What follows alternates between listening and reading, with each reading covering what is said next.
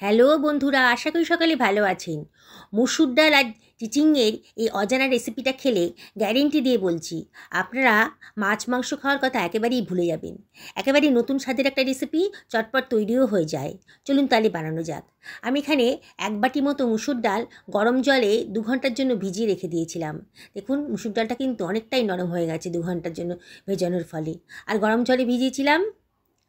আপনাদের হাতে যদি সময় কম থাকে তাহলে গরম জলে মুসুর ডালটা ভিজিয়ে দেবেন। আর ভেজানোর আগে কিন্তু অবশ্যই 3 থেকে 4 বার ভালো করে ধুয়ে নেবেন।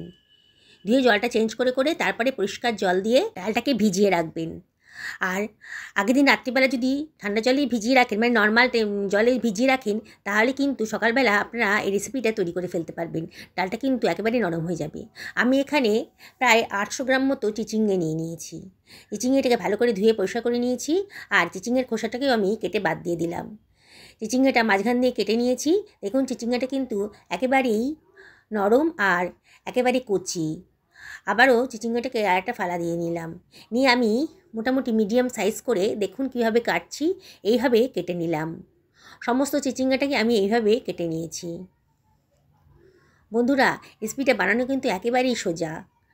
চিচিঙ্গার ভেতরে যদি মোটা মোটা বীজ থাকে তাহলে ওগুলো ফেলে দেবেন। আমি একটা কড়াই গরম করতে দিয়ে দিয়েছি গ্যাস ওভেনে। আর এখানে দিয়ে দিলাম 1.5 টেবিল চামচ মতো সর্ষের তেল। তেলটা যখন বেশ গরম হয়ে গেছে তখন কেটে রাখা চিচিঙ্গাগুলো এর মধ্যে দিয়ে দিয়েছি। এর মধ্যে দিয়ে দিচ্ছি 1/2 টেবিল চামচ মতো লবণ আর 1/2 টেবিল চামচ মতো হলুদের গুঁড়ো। বুঝতেই পারছেন চিচিঙ্গাটাকে আমি একটুখানি ফ্রাই করে নেবো। খুব বেশি ফ্রাই করব না, সামান্য একটু কাঁচা ভাবটা চলে গেলে পরেই হবে। অনবরত নাড়াচাড়া করছি আর গ্যাসের ফ্লেমটা মিডিয়াম টু হাইতে রেখেছি। বন্ধুরা, রেসিপিটা হয়তো আপনাদের কাছে একেবারেই অজানা। একবার বানিয়ে খেলে পরে না বারে বারে বানিয়ে খেতে ইচ্ছে করবে। খুবই স্বাস্থ্যকর আর পুষ্টিকর এই রেসিপিটা অবশ্যই আমি রিকোয়েস্ট করবো একদিন বাড়িতে বানাতে।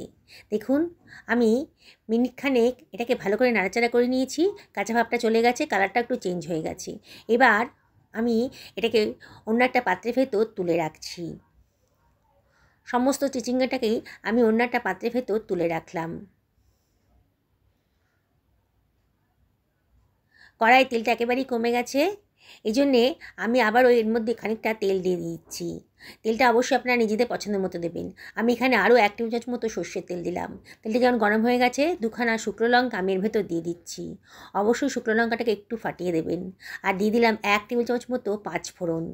দিয়ে এটাকে একটু ফ্রাই করে নিচ্ছি। গ্যাসের ফ্লেমটাকে নিয়ে লোতেই রেখেছি।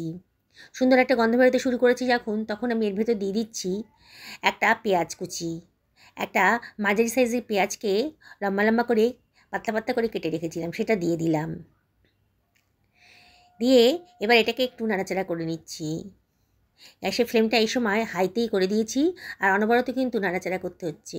দেখুন আস্তে আস্তে বোঝা যাচ্ছে যে পেঁয়াজের কালারটা চেঞ্জ হয়ে যাচ্ছে, পেঁয়াজের কাঁচা ভাবটা নষ্ট হয়ে যাচ্ছে। এবারে আমি এর ভেতর দিয়ে দেবো 1/2 টেবিল চামচ মতো হলুদের গুঁড়ো। গ্যাসের ফ্লেমটা এই সময় লোতে করে দিয়েছি। মশলা দিচ্ছি তো, নাহলে কিন্তু পুড়ে যেতে পারে। 1/2 টেবিল চামচ মতো লবণও দিয়ে দিলাম। লবণটাও কিন্তু একটু বুঝে শুনে দেবেন। সব কিছু আবারও খুব ভালো করে মিশিয়ে নিচ্ছি।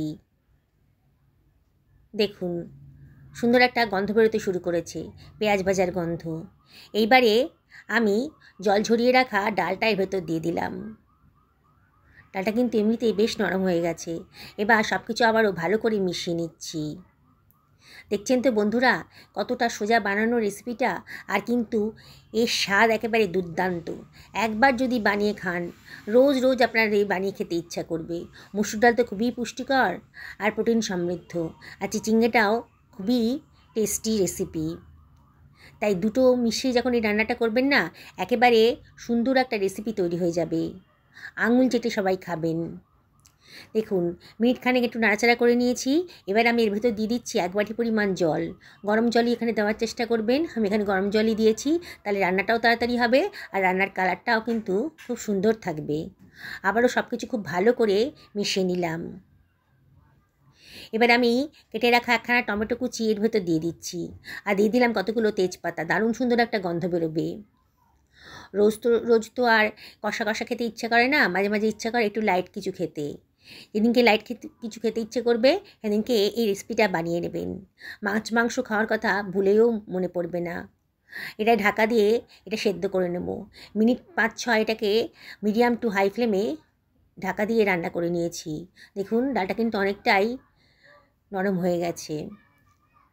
দেখুন, দেখেই মনে হচ্ছে ডালটা অনেকটাই নরম হয়ে গেছে। এবার ভেজে রাখা চিচিঙ্গাগুলো আমি এর ভেতর দিয়ে দিচ্ছি। দিয়ে আবারও সব কিছু খুব ভালো করে মিশিয়ে নিচ্ছি। আবার একটু নাড়াচাড়া করে নিচ্ছি। এখন গ্যাসের ফ্লেমটা মিডিয়াম টু হাইতেই রেখেছি। বন্ধুরা, রেসিপিটি যদি ভালো লাগে তাহলে লাইক, শেয়ার, কমেন্ট করতে কিন্তু ভুলবেন না। আমি কতগুলো চিড়ে রাখা কাঁচা লঙ্কার ভেতর দিয়ে দিলাম। ঢাকা দিয়ে আরও 5 থেকে 7 মিনিট রান্না করে নেব মিডিয়াম টু হাই ফ্লেমে। দেখুন 5 মিনিট পরে ডালটা কিন্তু একেবারেই নরম হয়ে গেছে, আর চিচিঙ্গাটাও অনেকটাই নরম হয়ে গেছে। আবার একটু নাড়াচাড়া করে দিচ্ছি। একটু টেস্ট করে দেখতে হবে চিচিঙ্গাটা কতটা সেদ্ধ হয়েছে। দেখুন একেবারে সেদ্ধ হয়ে গেছে, কিন্তু গলে যায়নি। আমি চামচ দিয়ে কেটে দেখালাম আপনাদেরকে। সুন্দরভাবে রান্নাটা হয়ে গেছে। বন্ধুরা, যারা আজকে আমার চ্যানেলে প্রথম দিন তাদেরকে রিকোয়েস্ট করব আমার চ্যানেলটা সাবস্ক্রাইব করার জন্যে। পাশে থাকা বেল আইকনটা অবশ্যই ক্লিক করে দেবেন। আমি ডালটা আজকে একটু পাতলা রাখবো বলে খানিকটা গরম জল আবারও এর ভেতর ঢেলে দিলাম। আপনারা কে কীরকম ডাল পছন্দ করেন, ঘন না পাতলা, সেই অনুযায়ী জলটা দেবেন। এই ডালটা খুব বেশি পাতলাও হবে না আর খুব বেশি ঘনও হবে না। একটু লবণটা কম লাগছিল বলে আমি একটু লবণ দিয়ে নিলাম। রান্না করার সময় অবশ্যই টেস্ট করে দেখবেন লবণের পরিমাণটা ঠিক আছে কি না। আবারও সব কিছু খুব ভালো করে মিশিয়ে নিচ্ছি। দেখুন বন্ধুরা, আমার কিন্তু রান্নাটা প্রায় কমপ্লিট। একটু সম্বার দেবো, তাহলে রান্নার টেস্টটা আরও বেড়ে যাবে। 1 টেবিল চামচ সর্ষের তেল গরম করে নিয়েছি, তার মধ্যে দিয়ে দিলাম গোটা শুকনো লঙ্কা আর হাফ টেবিল চামচ মতো 5 ফোড়ন, আর দিয়ে দিচ্ছি কতগুলো কারি পাতা দিয়ে, আর দিয়ে দিচ্ছি এর ভেতর 1 টেবিল চামচ মতো গাওয়া ঘি। দারুণ টেস্টি, দারুণ সুগন্ধি একটা রেসিপি তৈরি হতে চলেছে। এবার এই সম্বারটা আমি ডালের ভেতর দিয়ে দেব। দেখুন সব কিছু খুব ভালো করে মিশিয়ে নিচ্ছি। এবারে ওপর থেকে দিয়ে দিচ্ছি খানিকটা ধনেপাতা কুচি।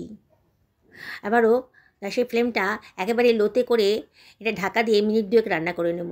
2 মিনিট বাদে দেখুন কত সুন্দর গন্ধ বেরোচ্ছে। দারুণ সুস্বাদু একটা রেসিপি তৈরি হয়ে গেছে। দেখেই কিন্তু লোভ লেগে যাবে। গরম ভাতের সাথে এটা থাকলে পারে সত্যি বলছি বন্ধুরা, আর কোনো রেসিপির দরকারই হবে না। 1 থালা ভাত এটা দিয়ে খাওয়া হয়ে যাবে। দেখুন কত সুন্দর দেখতে লাগছে। দারুণ পুষ্টিকর আর স্বাস্থ্যকর এই রেসিপিটা অবশ্যই বাড়িতে একদিন বানিয়ে ফেলুন। দেখুন কত সুন্দর দেখতে লাগছে, দারুণ সুন্দর গন্ধও বেরিয়ে গেছে। সকলে ভালো থাকুন এই কামনা করে ভিডিওটা এখানে শেষ করলাম। নমস্কার নেবেন।